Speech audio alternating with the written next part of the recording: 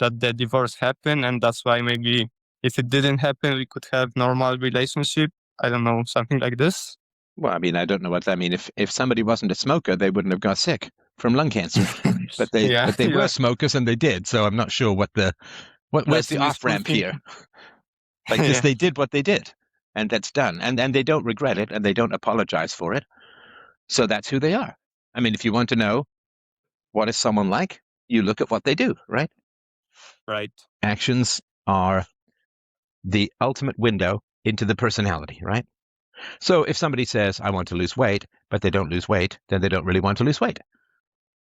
So Yes. this is who your parents are. It's revealed in two things. One, their choices, and two, their justifications, Mm-hmm. right? So they have made terrible choices. They've blown up the family. They've attacked each other. They hate each other. They're trying to destroy each other. They're calling the cops. They're funding lawyers, right? So that's who they are. They can love people.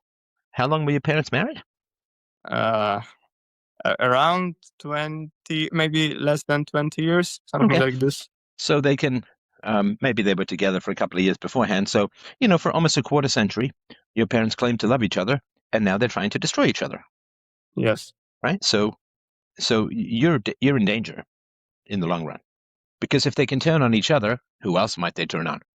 Yes, I experienced that from my mother, I guess, Sure. because she mm, whenever whenever I do something she does not like. It's like, oh, you act like your father. Right. Okay. So your parents are dangerous to each other, and they're dangerous to you and your girlfriend. Yes. They are what I would refer to as emotional terrorists. Agree with me, or I will try to destroy you. Yes, this is for sure valid. So they're not going to change. So if they don't change or they get worse, which is more likely that they'll get worse, do you want them in your life? Not based on who they might be or who they could be or in some other dimension, what good parents would look like. Do you want them in your life as they are? No. Well, that's your answer. Yeah. Now, I mean, if you want to talk to them, I'm always a big fan. If you're uncertain, go talk to them. And say, look, I need you guys to stop blaming each other. I need you to stop wasting money on lawyers. I need you to stop making excuses. I need you to take responsibility, and I need you to go to therapy. I'm trying to do this with my mother. Well, no, you hang on. You can't try to do it. All you can do, you have 100% control over what you do and 0% control over what other people do. So if people say, I'm trying to get my brother to stop drinking, or I'm trying to get my aunt to stop smoking, it's like, well, there's no trying. What you do is you say, you should stop drinking and you should stop smoking, and here's why. And you have 100%. You don't have to try to do that. You just do it or don't do it. Does that make sense? Yes.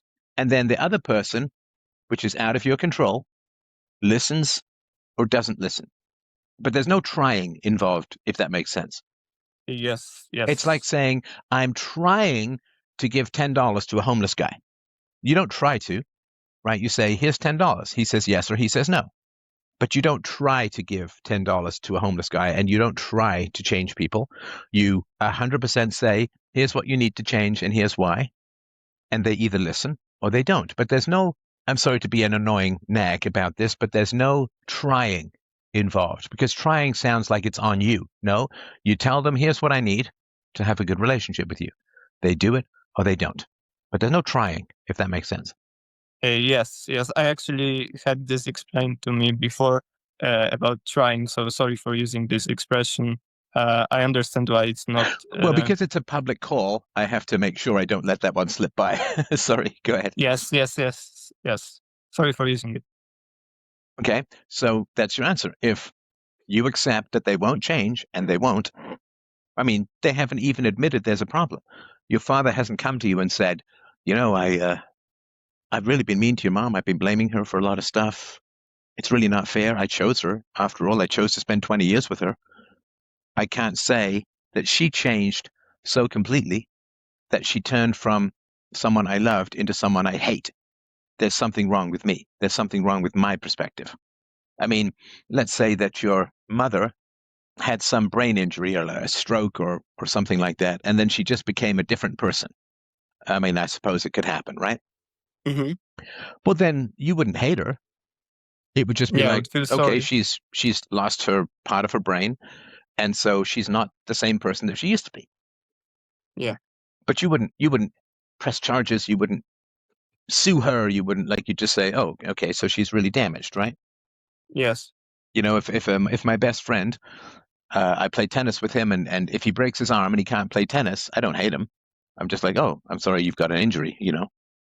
And Right. so your mother didn't suffer any big brain injury, is that right? Your father didn't suffer any big brain injury? No. Right. So they're the same people they always were.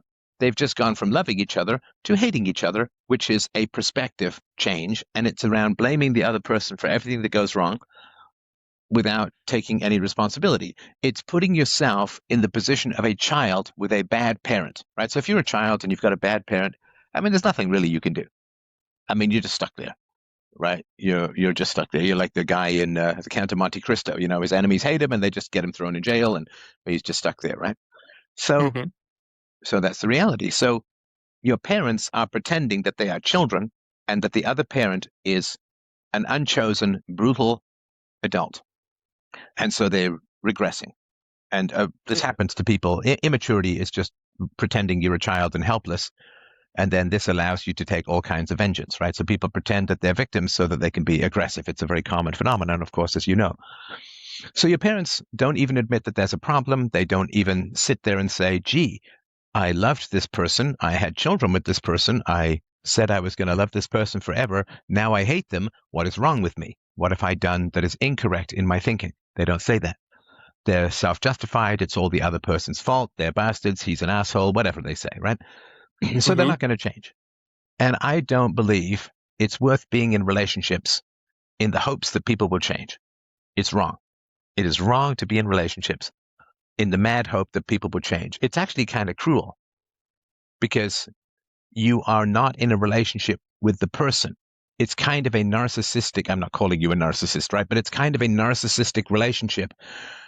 If you're with someone because you can imagine them being the opposite of who they are. It would be like if a woman dates an artist and continually tries to talk him into being an accountant. And she's like, hey, man, they both start with A. Maybe you can be an astronaut too. So that would be kind of cruel, right? And she would be then in a relationship with her own fantasy rather than with the person. When you're in a relationship, you should be in a relationship with the person as he or she is, not in your fantasy of who they could be. Right. And Yeah. so So this may. if you like people for who they are, great. If you don't like who they are, you can certainly give them some requirements. If they don't meet those requirements, you're under no obligation to stay. What I don't want is for people, you, of course, but people as a whole, don't be in relationships on the fantasy that people will be magically different from who they are. That's selfish, and it's kind of cruel, and it certainly is not very productive. I mean, I assume that you don't want your girlfriend to be the opposite of who she is. No. Right. It would be the same as saying, well, I'm dating a short woman, but I'll only commit when she becomes 1 foot taller. That would be kind of cruel, right?